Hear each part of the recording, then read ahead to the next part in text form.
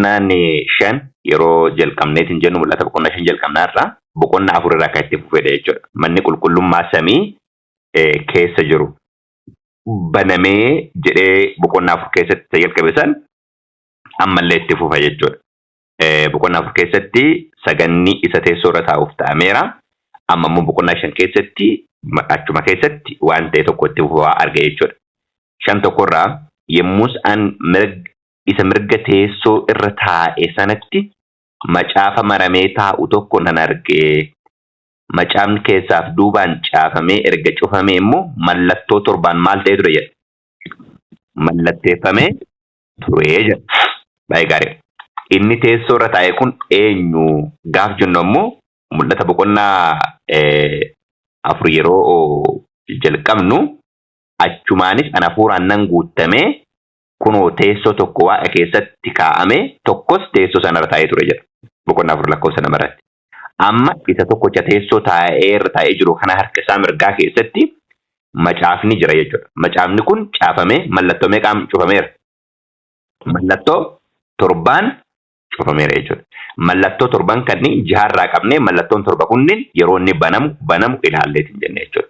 Taatee bara dhumaa wajjin wal qabatee ta'u akka inni ta'eetiin jedhe keessaanuu karaa addaatiin Daani'eel wajjin illee kan wal qabatudha. Garuu ammoo taatee bara dhumaa wajjin wal qabatu dhimma keessaanuu dhala namaa wajjin wal qabatee taatee ta'udha. Inni cufameetiin jedhe kun jechuudha. Kanaaf yommuu isaan mirga isa teessoo irra taa'e sanatti macaafa maramee taa'u tokko nan arge. Macaafichis keessaaf duubaan caafamee erga cufamee immoo mallattoo torbaan maal ta'e ture jedha. Mallatteeffamee ture jedha. Daani'eel keessatti yaadatte yoo ta'e taatee mul'ata argite kana maal godhi jedhameen cufii. Yeroo bara dhumaatitti namoonni waan kana dubbisan beekumsiin baay'ataa achiin booddee ati garuu cufii karaa kan kee maal ta'e jedhameen deemi jedhameen jechuudha. Amma dhimmi kun taatee dhimma dhala namaa wajjin maal godhuudha wal qabatuuti. Macaaficha kana eenyutu banuu danda'a ka jedhu ammoo kana booddee gaafiin dhiyaatu jira jechuudha. Asirratti karoorri fayyina kennaa dhala namaa as keessatti kan argamu waan ta'eef jechuudha. Baay'ee gaariidha. Lakkoofsa lamarratti ergamaa aangoo qabeessa sagalee isaa dhageessisee mallattoo macaafichi ittiin caafame irraa kutee macaaficha banuudhaan kan malu eenyu jedhee labsu tokkos maal godhe jedha. Nan dhaga'ee jedha. Ergamaa aangoo qabeessaa jedha. Kana yaadannaa qabadha. The powerful angels jedha. The powerful angels jedha. Ingiliffasaa walaaltanii jetta lakkoofsa lama irra jiru kan. And I saw the strong angels proclaiming with a loud voice, who is the worthy to open the book and to loose the seal thereof. Eenyunni kaaboo qabu macaaficha banuudhaaf kan male eenyu jedhee labsuu isaan dhaga'e jedha. Eenyutu labsa jedhaara? Ergamaa aangoo qabeessa.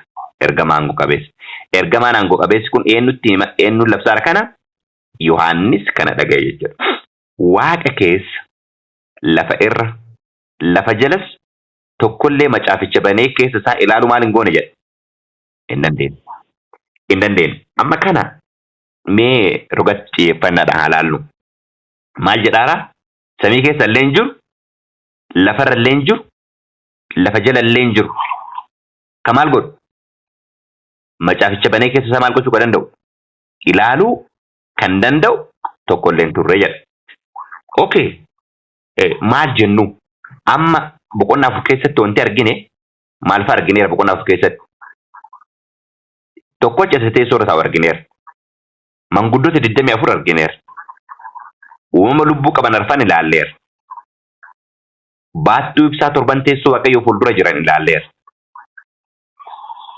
Boqonnaa afur keessatti kan ilaalleedha kunniin. Uumamni lubbuu qaban arfan, manguddoonni 24 yeroo gombifamanii isaaf sagadan ilaalleera jechuudha. Keessaanuu yeroo mul'ata keessa ilaallu teessichatti naannanii kan jira ilaalleera. Lakkoofsa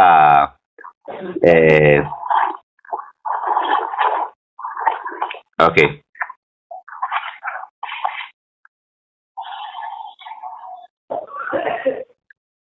lakkoofsa jaarratti akkasumas fuula teessichaa dura wanta tokko fuula teessichaa dura wanti tokko afamee ture. Wanti afame sun immoo akka galaana isa of ilaallee fakkaatee keessaan waa argamu akka cabbiis qullaa'aa ture. Naannoo teessichaa bukkee garasiif garanaan uumamni lubbuu qaban arfan turanii. Isaan fuula duraaf duubaan ija baay'ee qabu turanii jedha. Uumamni lubbuu qaban arfan inni duraa leenca fakkaata. Kana yaadannaa qabadha. Boqonnaa 5 keessatti illee itti deebinee ilaalla waan ta'eef fakkaata.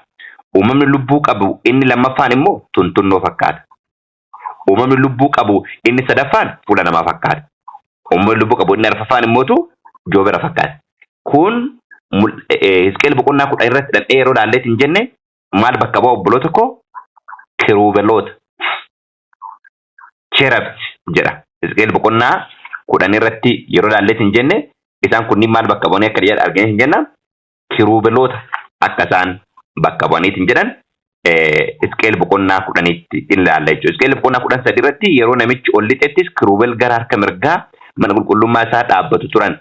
Duumessa oobdii gara kallattii gara afuriin kataaniif jedhan kunniin lakkoofsa 2 irratti kiruubel jedha. Okay. Deebi'ee lakkoofsa Hisqeel boqonnaa 1 irra yeroo dubbiftan ammootu exactly kama mul'ata irraa kana fuulli isaanii fakkeenyaaf Hisqeel boqonnaa 1 lakkoofsa 10 irratti fuulli isaa akka kanatti fufee jiru fakkaata. Fuulli inni duraa hundumti isaa fuula namaa fakkaata. Arfanu isaanii gara mirga isaaniitiin fuula leencaa fakkaata. Inni gara kun tokko fuula qotiyyoo jechuun tuntunnoo isa jenneedha. Inni kun immoo dugda isaatiin joobira jedha. Kallattiidhaan Hisqeel boqonnaa 1 lakkoofsa 10 irratti kama mul'ata boqonnaa 4 uumama lubbuu qaban arfan sanniin mul'iseetiin jedha jechuudha. Isaan kunniin ammootu maal jedhamu? Kiruubeloota jedhamu jechuudha. Kana jechuun ergamoota aangoo qabeeyyii gurguddoota akka isaan ta'aniif hin jedhan lafa kiruubeelootaaf suraafeloonni maal akka ta'an booddee yeroo waa'ee mata duree boru waa'ee jaarsoo 20 arfanii ilaalla. Achi keessa baddaan ilaaluu dandeenya. Gara boqonnaa 5tti isin deebisa. Waaqa keessa lafa irra lafa jalas tokkollee macaaficha banee ilaaluu maal hin goone hin dandeenye. Okay. Mee lakkoofsa kanatti deebinaa lakkoofsa 4 irratti tokkollee macaaficha banee keessa isaa ilaaluuf kan malee waan hin argaminiif baay'ee maal godhe jedha. Baay'ee nan boo'ee jedha. Baay'ee nan boo'ee jedha. Okay. Manguddoota keessaa tokko immoo hin boo'in. Manguddoota kam keessaa? 24 manguddoota jedhaman keessa jechuudha. Gubbaarra garuu maal jedhee ture lakkoofsa 2 irratti? Ergama aangoo qabeessa. Isatu sagalee kana dubbate. Gaafa immoo deebi'an mallee marsaa lammaffaa isa dubbatamu manguddoota keessaa inni tokko immoo hin boo'in. Kunoo leenci gosa Yihuudaa hidda Daawit keessaa maal godheera? Ka'ee moo'eera. Inni mallattoo sana torban kutee macaaficha banuuf maal godha? Hin danda'anaan jedhe. Amma dhimma mallattoo kanaa banuu ka danda'u eenyu qofa jechuudha. Isa du'ee du'aa kee Kiristoos Yesuus qofadha jechuudha. Kiristoos Yesuus qofadha jechuudha. Okay. Baay'ee gaariidha. Iddoo kanatti lakkoofsa 3 irratti garuu waaqa keessa lafa irra lafa jala tokkollee macaaficha banee keessa maal gochuu hin dandeenye jedha. Banee keessa ilaaluu hin dandeenye jedha. Banee keessa ilaaluu hin dandeenye jedha. Okay. Keessa isaa banee maal gochuu hin dandeenye jedha. Ilaaluu hin dandeenye jedha. Amma yeroo kana waaqa keessallee lafa irrallee lafa jalallee macaaficha banee ilaaluu kan hin dandeenye yookaan immoo banee ilaaluu eenyullee isaaf kan mallee yookaan kan danda'u jiru jechuun Kiristoos yeroo kana maal ta'e ture jechuudha. Kiristoos yeroo kana maal ta'e ture? Du'ee ture. Sababni isaa lakkoofsa 5 irratti du'ee du'aa moo'eera waan jedhameef. Moo'eera waan jedhameef. Yeroo kanatti Kiristoos maal ta'e ture jechuudha? Du'ee ture. Du'ee ture gaafa jennu immoo exactly maal ta'e ture jechuudha? Du'ee ture jechuudha. Yeroo kanadha. Gidduu kanatti gidduutti gaddi samittillee lafarrattillee maal ta'e ture jechuudha. waan bara maalitti ga'u fakkeeffame. Abbaatti gargar ba'u fakkeeffame. Warra jiraatan keessaa maal ta'e dhabamee jira. Dhabamee jira. Baay'ee gaariidha. Warra jiraatan keessaa dhabamee jira. Kanaaf macaaficha banee ilaaluu kan danda'e hin turree jedha. Okay. Macaaficha amma banuudhaaf yookaan macaaficha dubbisee ilaaluudhaaf kan malee isa du'ee du'aa ka'eedha jechuudha. Isa du'ee du'aa ka'e sanadha jechuudha. Kanaaf manguddoonni asitti isatti dubbatan manguddoonni asitti Yohaannisitti deebi'ee dubbate lakkoofsa irratti isuma lakkoofsa lamarratti ergamaa aangoo qabeessa jedhame keessaa tokko jedhu. Sababni isaa du'aa ka'uu gooftaa Yesuus Kiristoosii dura warra eessa turanidha. Warra samii keessa maal godhanidha? Turanidha. Amma waa'ee manguddoota 24 kanarratti akki kanaan dura hubadhuu fi amma tariitii yaada dabalataa waan laalee jira. Haa ta'uti garuu asirratti manguddoonni 24 boqonnaa 4 keessa turan moo hin turre? Turaniiru. Yeroo macaaficha kana eenyutu banuu danda'a jedhamee bu'amu turaniiru moo hin turre? Turaniiru. Garuu yeroo kana hoolichi maal hin goone? Hin turre. Amma yeroo tokko manguddoota 24 namoota Kiristoosii wajjin du'aa ka'anii qofa jedhanii barsiisu namoonni baay'een. Yoo akkas katoo ta'e oduu Kiristoos du'aa ka'ee gara samiitti ol hin deebiin isaan eessa turaniiru? Eessa turaniiru? Samii keessa turaniiru. Lakkoofsa jaarratti teessicha duras uumama lubbuu qaban arfanii fi manguddoota gidduu hoolaa waan qalamee fakkaatee dhaabbatu tokko nan arge. Hoolichi gaanfa torbaa fi ija torba qaba ture. Gaanfi kan inni mul'isu maalidha obboloo tokko? Aangoo. Ijji kan mul'isu maalidha? Ogummaa. Wisdom. Isa jennu jechuudha. Isaan torban kunniin hafuurota waaqayyoo hojjechuudhaaf guutummaa biyya lafaatti maal ta'anidha? Ergamanidha. Hafuurota waaqayyoo hojjechuudhaaf guutummaa biyya lafaatti maal ta'anidha? Ergamanidha. Zakkaariyaas boqonnaa 3 lakkoofsa 9 irraa akkana jedha. Zakkaariyaas boqonnaa 3 lakkoofsa 9 irraa.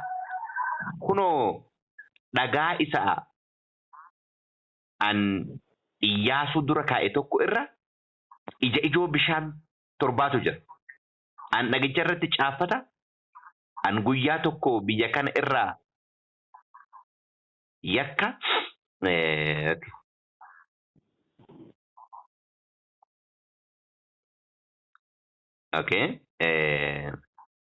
ija bishaan baasu torba jedha. Lakkoofsa 10 irraa ammoo akkana jedha. Zakkaariyaas boqonnaa 4 irraa. Zakkaariyaas boqonnaa 4 irraa.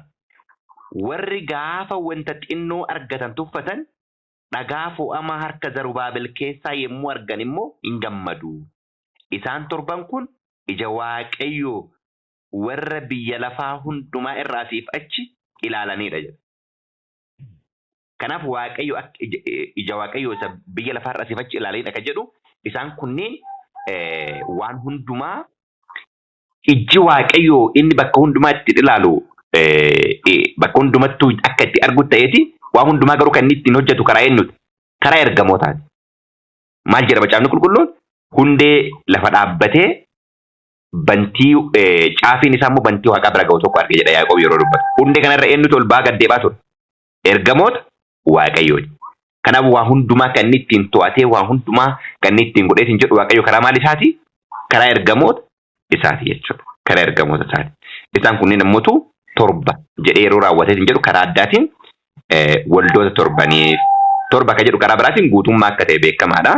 Garuu tajaajila addaa raawwachuudhaaf immoo boqonnaa 8 fuula Waaqayyoo dura kan dhaabbatan ergamoota. Mana qulqullummaati kun. Mana qulqullummaa keessatti hangamni lubaa jira, luboonni jiru. Luboonni tajaajila uummataa raawwatu jechuudha. Karaa biraatiin leewwota, leveetikas isa jedhaman sana. Isaan kunniin maaliif fakkeeffamu? Ergamootatti fakkeeffamu. Tajaajila namaaf godhamu, tajaajila ilma isaatiif illee abbaan yeroo lafa kanarra godhaa ture karaa maalii isa gargaaraa ture? Karaa ergamoota isaa. Karaa ergamoota isaa akka inni isa gargaaraa ture. Isaan kunniin ka'een nuti jechuudha. Ergamaa ofii ergee Yohaannisitti maal godhe jennee boqonnaa 1:1 irratti. Kun mul'ata Yesuus Kiristoos. Isa inni wanta dafee ta'uuf jiru Waaqayyo irraa argate. Inni illee ergamaa ofii ergee Yohaannisitti beeksise jenneera. Kanaaf amma isaan kunniin warra tajaajilaaf gara biyya lafaatti ergaman kan jedhu kitaaba hafuuraa irraa iddoo tokko isin dubbisa. Act of Apostle irraa jechuudha. Kitaaba furaarraa Act of Apostle irraa akkana jedha iddoo tokkotti fuula namoonni qabachuu barbaadan Act of Apostle fuula 154 keessa lamaffaarraa akkana jedha. We need to understand the better we need to understand better than we do the mission of the angels. Isa kanaan dura hubannu caalaa waa'ee tajaajila ergamoota amma kana caalaa maal gochuu qabna jedha. Hubachuu qabna. Isa kanaan dura hubannu caalaa tajaajila ergamoota hubachuu qabna jedha. It would be well to remember that every true children of God has a cooperation with the heavenly beings. Ijoollee waaqaa ka dhugaa warra jedhaman ijoolleen waaqaa warri dhugaa heavenly being jiraattota samii wajjin hidhata addaa uumuu qabu. Invisible army of light and the power attend to meek and the lowly ones who believe in the claim the promise of God. Warroota abdii waaqayyo isaaniif gale qabatanii garraamummaadhaan gad of deebisuudhaan isa duukaa bu'aniitiin jedhanii humni ijaan hin argamne isaan duukaa bu'eetiin jedha. Isaan duukaa bu'eetiin jedha. Cherubs and the seraphs, kerubeloonnii fi suraafaloon and angels that excel in strength humnaan gurguddaa kan ta'an stand as God's right hand. Harka mirgaa waaqayyoo kan maal ta'an kan dhaabbatan all ministering spirits sent forth to minister to them for them who shall be heir of salvation. Kaleessa Ibroota boqonnaa 1:14 jennee turre mitire. Isaan kunni kerubeelootaa fi suraafaloota ergamoota jajjaboo mirga waaqaa dhaabbatanii jedha. Isaan kerubeeloonni kunniin kakuu moofaa keessatti teessoo waaqayyoo gamaa gamanaan kan dhaabbatan yookaan immoo taabota gamaa gamanaan kan marsanii jedhan maal jedhamu kerubeelootaa fi suraafaloota yookaan immoo cherubs kerubeeloota dura jedhamee kerubeeloota gidduu karaa biraatii gaaf Addaamii fi waan cubbuu hojjetaniitiin jedhanii Edeniin keessaa yeroo isaan baasu waaqayyo maaliif fayyadameetiin jedhe kerubeeloota ergamootatti fayyadameetiin jedhe jechuudha. Kanaaf tajaajila ergamootaa baay'ee beekuu qabna jedha. Amma ergamoonni kunneen warra biyya lafaatti ergamanidha. Tajaajila addaatiif jechuudha. Tajaajila addaatiif. Isaan asirratti jedhe kana isa akka Ibroota boqonnaa 1:14-13 wajjin wal bira qabsiisee kaayetiin jedha. Kanaaf hafuurota torban kan jedhaman kunniin ergamoota torbanidha. Karaa biraatiin hafuurri waldoota torban kanaaf yeroo dhaqu hafuurri waaqayyo isaaniif kenname akka jedhu. Hafuurri isaanii hafuura waaqayyo wajjin akka walii galu. Hafuurota jedhee waan ka'eef hafuurota kan jedhamu kun spirit. Hafuura qulqulloota hafuurri qulqulluun spirit jedhama ree? No, hafuura jedhama. Hafuurri maal jedhama? Macaan qulqulluun tokko jedha. Hafuurri tokko. Kanaaf kennaa garuu garagaraa waldootaan maal godha? Kenneetiin jedha jechuudha. Torba kan mul'isu guutummaa yeroo ta'eetiin jedhu mallattoo torba waldoota torba dha'icha torba malakata torba kanneen kan godhan boqonnaa 8 biratti hin ilaalleetiin jenna jechuudha. Hoolichi yeroo sanatti dhaqee harka mirga isa teessoo irra taa'ee jiru keessaa macaaficha maal godhe? Macaaficha fuudhe. Kanaaf erga macaaficha fuudhee macaaficha kana banuudhaaf inni kan maal ta'edha? Kan maleedha. Yemmus inni macaaficha fuudhe uumamni lubbuu qaban arfan manguddoonni 20 arfanis hoolicha duratti hin gombifaman. Adda addaan kiraaraaf qodaa ixaana itti aarsan. Amma dubbiin tun dubbii baay'ee jabduudha. Qodaa ixaana maal godhan? Itti aarsan. Qodaa ixaana itti aarsan kana eenyuunfaatu fuudhe? Manguddoota 20 arfanii fi eenyutu fuudhe? Uumamni lubbuu qabanidha. Okay. Uumamni lubbuu qabu irra deebinee dubbifna. Yemmus inni macaaficha fudhatee uumamni lubbuu qaban arfan manguddoonni 20 arfanis hoolicha duratti maal ta'an? Hin gombifaman. Adda addaan kiraaraa fi qodaa ixaana itti aarsan isa warqee irraa hojjetan of harkaa maal godhu? Qabu. Ixaanni maal bakka bu'u? Kadhata warra waaqayyoof maal ta'anidha? Waaqayyoof qulqullaa'anii. Innaa isaan kunniin kadhata warra waaqayyoof qulqullaa'anii gara waaqaatti warra maal godhanii jechuudha? Warra geessanidha. Maal jenneera? Yaabbannoon lafa dhaabbatee samii gootu tureera. Kiristoos Yesuus. Isarra ol bu'aa gad deebi'an maalidha? Ergamoota. Waaqayyo kadhata keenya kadhata nuti kadhanne. Ergamoonni gara waaqayyootti geessu. Kana jechuun isaantu abbaa fuuldura nu dhiyeessa jechuudha. Isaan kadhata keenya garamitti nu dhiyeessu? gara Yesuusitti. Achiin immoo deebii kadhata kennallee qabatanii maal godhu? Dhufu jechuudha. Kana jechuun kadhata kennaaf deebii yoo deebisuu barbaade maal erga Waaqayyo? Ergamoota isaa erga. Maal jedha Macaafni Qulqulluun? Naannoo warra Waaqayyoon sodaatanii ergamoonni Waaqayyoo isaan maal godhu jedha? Naannoo isaanii buufatu jedha. Isaan marsu jechuudha. Isaan marsu jechuudha. Kanaaf kadhata kenna yeroo nu kadhannetti hin jennu deebii kadhata kennaa Waaqayyo ergamoota ofii maal godha? Ergamoota ofii nuuf erga jechuudha. Ergamoota ofii nuuf erga jechuudha. Kanaaf ergamoonni ixaanallee akka isaan of harkaa qaban kadhata warra Waaqayyoo qulqullaa'an akka ta'e. Kanaaf isaan kunniin namni kadhata kenna qabatee fuula Waaqayyootti nu dhiyeessuu danda'a? No.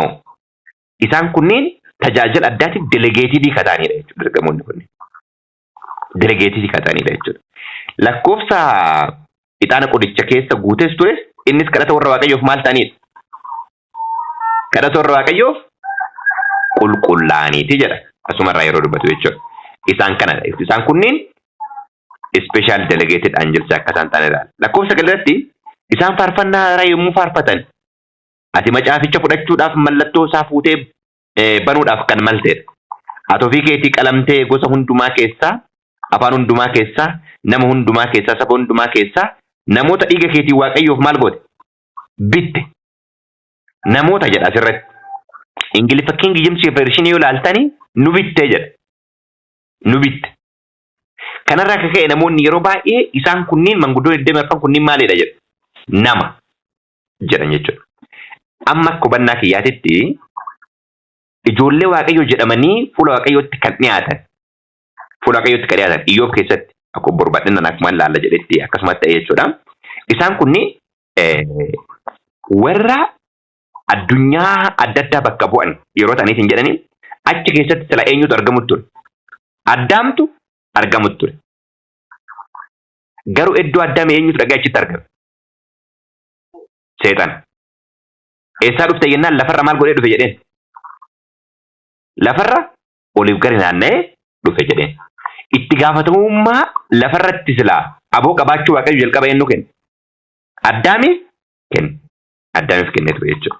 Kanaaf walumaa galatti asirratti isaan Kiristoosii wajjin kaaniif yookaan immoo dhalli namaa nama kan bakka bu'an. Fakkeenyaaf waa'ee namaallee bakka bu'anii kan jedhan dhalli namaallee akka barbaachisuun argina.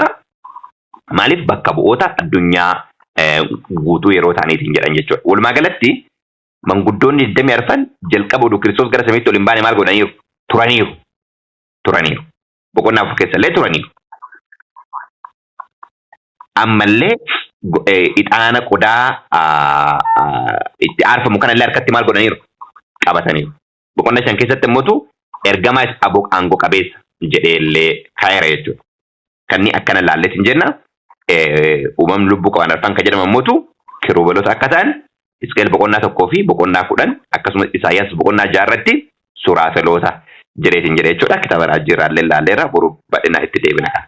Kanaaf isaan kun saba hundumaa saba hundumaa keessaas namoota dhiiga keetiin Waaqayyoof maal goote? Bitte jedha. Lakkoofsa 10 irratti Waaqayyoo keenyaaf mootummaadhaaf luboota isaas akka ta'aniif isaan godhatte. Isaanis lafarratti maal gochuuf jiru jedhan? Moo'uuf jiru jedhan. Kanaaf warra lafarratti moo'uuf jiran kunniin warra Waaqayyoof maal ta'anidha? Bitamanii. Saba hundumaa keessaa, afaan hundumaa keessaa. Waggaa 1000 Waaqayyo wajji teessoo irra teennee isa wajjin maal gochuuf jirra jedha. Mul'ata boqonnaa 21 yeroo biraan baanee ilaalla. Moo'uuf akka jiru.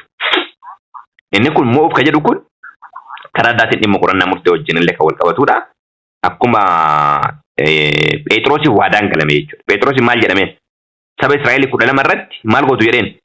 In murteessitu. Teessoo irra teettu. Nu maal qabna? Maal waadaan kenna yookaan immoo bu'aan kenna maali waan hundumaa dhiifnee si duukaa deemne jennaan jechuudha. Moo'uuf jiru jedhan. Kana booddee ani ergamoota baay'ee teessicha uumama lubbuu qaban sanatti manguddoota sanattis naanna'an arge. Lakkoofsi isaanii 10,000 ture. Sagaleen isaaniis hin dhagama ture. Ergamoonni 10,000 kunis hin turre boqonnaa 4 keessa. Boqonnaa 4 keessa ergamoonni 10,000 kunis maal hin goone? Hin turre.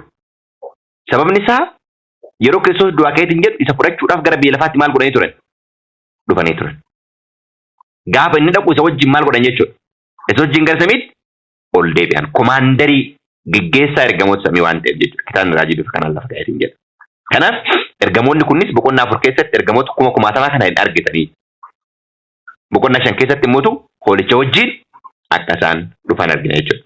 Isaan sagalee guddaadhaan hoolichi inni qalame aangoo, badhaadhummaa, ogummaa, humna, ulfina, guddina oqubaa fudhachuuf maal kan godhe kan malee. Eenyunni hoolichi. Kanaaf Kiristoos maaltu mala? Oqubaatu mala, ulfinatu mala, guddinatu mala. Badhaadhummaan aangoon hundi isaaf kanaaf kan maledha jedhame jedha. Lakkoofsa 13 fi 14 irra yaadannaa qabadha. Boqonnaa 4 keessatti yeroo sagadanii uumamni 24 kunniin akkana jedhanii sagadan. Yookaan manguddoonni 24 kunniin. Yemmus ati waan hundumaa lakkoofsa 10 irraa olaaltan boqonnaa 4 lakkoofsa 10 irraa. Yeroo kanatti manguddoonni 24 isa teessoo irra taa'ee jiru bira. Isa teessoo irra taa'ee bara baraan jiraatu sanaaf gombifamanii sagadan. Gonfoowwan isaanis teessicha duratti gatanii in faarfatu. Yemmus ati waan hundumaa maal goote? Waan uumteef. Isaanis jaalala keetiin maal waan godhaniif? Waan uumamaniif. Waan jiraataniifis gooftaa keenya waaqayyoo keenya guddina ulfina aangoo fudhachuun siif ta'a jedhanii. Eenyuun isa teessoo irra taa'ee jiru sana. Okay, boqonnaa 5 hoolichi qalame aangoo kana maal gochuu qaba jedhee lakkoofsa 12 irratti. Hoolichi qalame aangoo kana badhaadhummaa ulfina kana maal gochuuf kan malee fudhachuudhaaf kan malee. Macaafni qulqulluun maal jedha? Inni waan hundumaa fuuldura gadu hundumaa caalaa gaduuf xiqqeesse waan ta'eef waaqayyo maqaa hundumaa caalu isaaf kenne jedha. Aangoo hundumaa caalu maal godheef? Kenneef jedha. Kanaaf lakkoofsa 13 irratti yeroo sagadan akka lakkoofsa 4 irraa oduun taane lakkoofsa 5 irratti boqonnaa 5 lakkoofsa 13 irra yeroo sagadan wanti waaqa irratti lafa irratti lafa jalatti galaana keessatti uumamee isaan keessa jiru hundinuu hooqubaan ulfinni guddinni aangoon isa lakkoofsa boqonnaa 5 boqonnaa 4 keessa jedha yaadadhaanaaf. Yeroo san uumteetta waan ta'eef isa teessoo irra taa'eef jedha. Amma immoo hooqubaan ulfinni guddinni aangoon isa teessoo irra taa'ee jiru sanaaf. Itti aansee hoolichaafis baraa amma baraatti haa ta'u jechuu isaanii nan dhagee jedha. Uumamni lubbuu qaban arfanis ameen jedhanii manguddoonnis gombifanii maal godhan jedha. Sagadanii jedha. Manguddoonni kunniin uumamni lubbuu qaban arfan boqonnaa 10 keessatti 4 keessatti illee maal godhanii turan? Sagadanii turan. Aangoon, hooqubaan, ulfinni kan waaqayyoo kenna isa teessoo irra taa'ee jedhanii. Asitti immoo isa teessoo irra taa'ee jiruuf eenyuufillee jedhanii itti dabalan. Hoolichaafis jedhee sagadan jechuudha. Kanaaf uumamni lubbuu qaban arfan manguddoonni 24 samiitti kan sagadan eenyuuf sagadu jechuudha walii galatti. Isa teessoo irra taa'ee jiru abbaa akkasumas ilma isaa Yesuus Kiristoosiif sagadu jechuudha. Hoolichaafis sagadu jechuudha. Kanaaf nullee waaqayyo abbaadhaaf illee saganna hoolicha ilma isaa Yesuus Kiristoosiif illee maal goona? In saganna jechuudha. In saganna jechuudha. Hoolichaaf kan sagannu eenyu jennee sagannaaf? Eenyu jennee sagannaaf? Maatiyos boqonnaa 14 Maatiyos boqonnaa 14 lakkoofsa 33 irraa akkana jedha. 33 irraa. Maatiyos 14:33 irraa. Kanarratti warri bidiricha keessaa Yesuusiif sagadanii ati dhuguma eenyu jedhanii? Ilma Waaqayyooti jedhani. Kanaaf eenyu jennee sagannaaf Kiristoositti? Ilma Waaqayyooti jennee sagannaaf. Ilma Waaqayyooti jennee sagannaaf. Waaqayyo abbaa fi ilma Waaqayyootiif maal goona jechuudha? Saganna jechuudha. Waaqummaa akka abbaa waan qabuuf Kiristoos illee saganni isaaf kan maal godheedha? Saganni isaaf kan maledha. Saganni isaaf kan maledha jechuudha. Kanaaf bifa kanaan fuuldura Waaqayyootti saganee hin jedhanii yeroo kana ammoo uumamni lubbuu qaban arfan manguddoonni 24. Uumamni lubbuu qaban arfan kan jennu akkuma taabota ilaalleetiin jedha. Taabota gamaaf gamanaan kirubeelota nama jedha. Kallattii arfaniinuu ergamoota meeqa jira jechuudha. Ergamoota arfan. Teessoon Israa'eloonni yeroo buufataa jedhanii mana qulqulluu yeroo buufataa jedhanii kallattii arfaniin taa'u. Afur irratti immoo sadi ta'anii. Sadi kun 12. Manguddoota 24 yeroo baay'ee Israa'elota gosa 12 fi duukaa buutota 12 jilli jedhanii 24 bifa sanii yeroo baay'ee kaa'u. Representii akka isaan ta'an bifa saniitti akka bakka bu'an akkasi kaa'u. Uumamni lubbuu qaban arfan immootu kallattii kanneen arfan karakterii amala kanneen mul'isuudhaan kan bakka bu'aniitiin jedhanii amala sanniin immootu bifa garagaraatiin akka inni bakka bu'eetiin jedhe ariitii akkuma kan isa laasin turre cimina ogummaa akka laalleetiin jenne aarsaa akka ta'eetiin jedhe kan inni wajji wal bira qabsiifnee laalaa turreetiin jenne jechuudha. Isa dhageenyetti akka jiran Waaqayyo kan dhageenye nuuf haa eebbisu.